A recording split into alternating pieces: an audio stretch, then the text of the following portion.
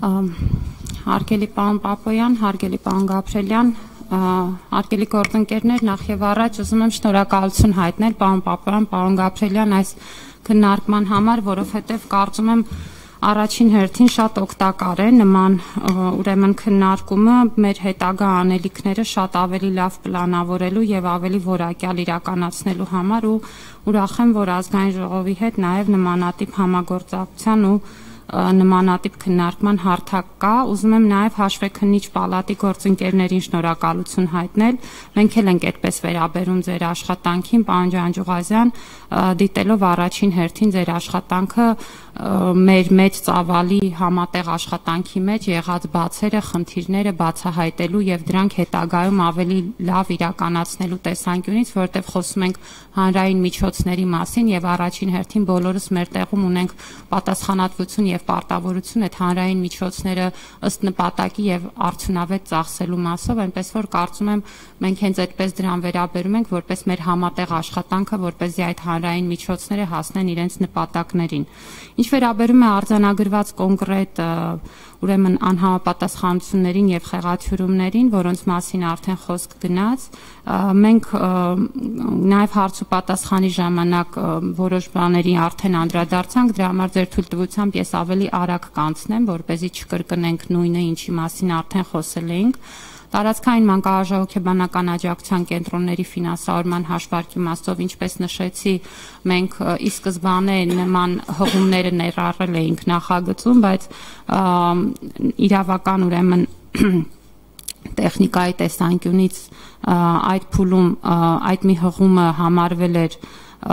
հավելյալ, հաշվի առնելով, որ այն հղումը, որը կա որոշման նախագծում, արդեն իսկ պարունակում է նաև նախորդի վերաբերյալ որոշակի տվյալ եւ հետեւաբար կարող էր այդպես ընկալվել։ Ամեն դեպքում մեզ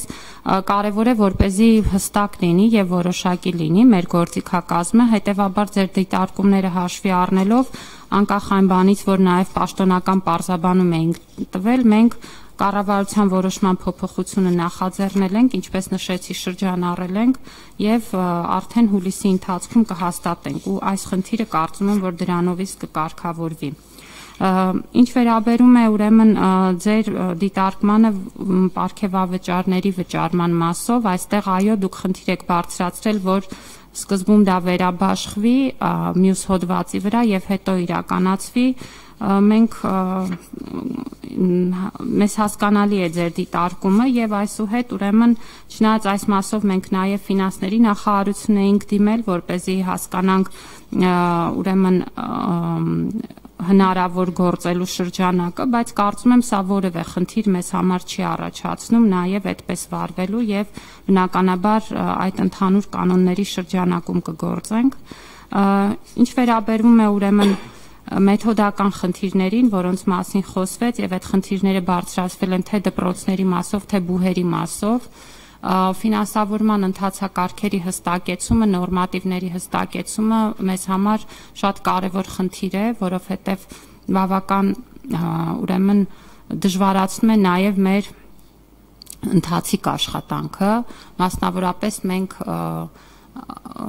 ֆինանսավորման այն ընթացակարգերով, որոնք գործում էին, օրինակ դպրոցների մասով անընդհատ ունենում էինք իրավիճակ, երբ որ մարզպետարանները կարիք էին ունենում վերաբաշխումներ իրականացնել իրենց ենթակայությամբ գործող դպրոցներից մեկին ուղղելով մյուսի գումարները, որովհետև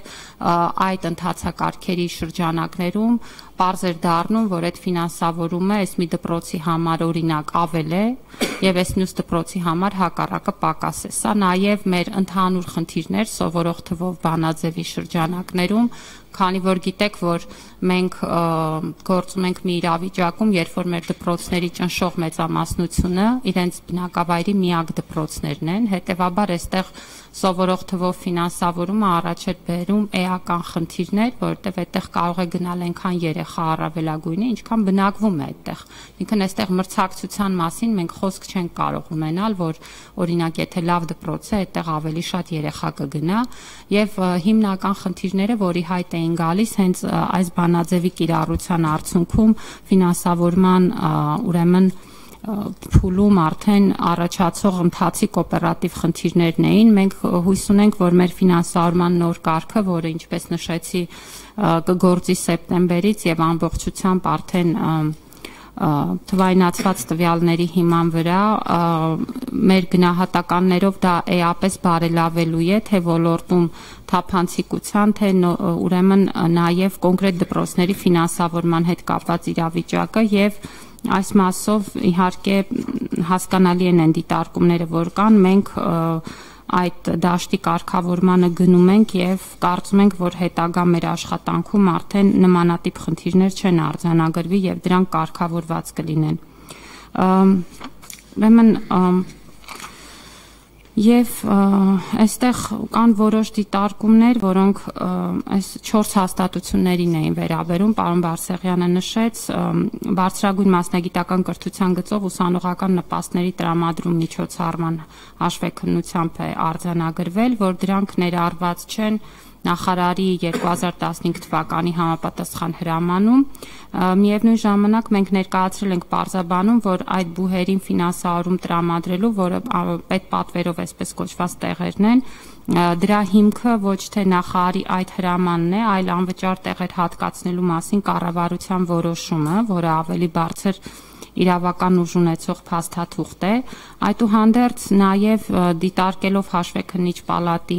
եզրակացությունը, մենք նաև փոփոխություն ենք նախաձեռնել 2015 թվականի այդ հրամանում, որպեսզի որևէ անհամապատասխանություն չլինի, այսինքն բոլորս հասկանում ենք, որ կառավարության որոշմամբ այդ բուհերը ընդգրկվում էին եւ այդ տեղերը այնտեղ հատկացվում էին, բայց որպեսզի մեր բոլոր փաստաթղթերը միմյանց համադրված լինեն, նաև այս հրամանն ենք փոփոխում եւ Սա կարծեմ, եթե դեռ չենք արել, ուրեմն առաջիկա, որտեվ ինքը նաև ահրաման է, նորմատիվ չէ եւ կարծում եմ, որ սա հաստատապես մինչև սեպտեմբերի ֆինանսավորումը կարգավորված հարց կլինի մեզ մոտ։ Ուրեմն պարգևատրումների մասին խոսեցի։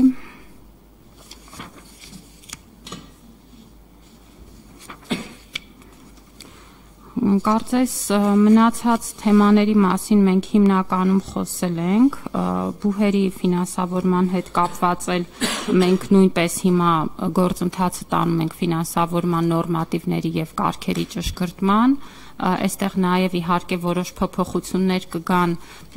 բարձրագույն կրթության եւ գիտության նոր օրենքից բխեցվող ֆինանսավորման ձևերի, բայց չսպասելով նոր օրենքի ընդունմանը, մենք հիմա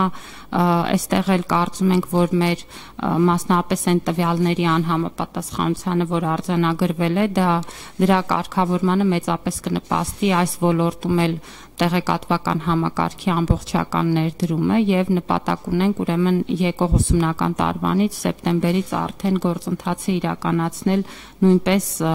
տեղեկատվական համակարգի տվյալների հիման վրա, ինչը նշանակում է, որ այստեղ նույնպես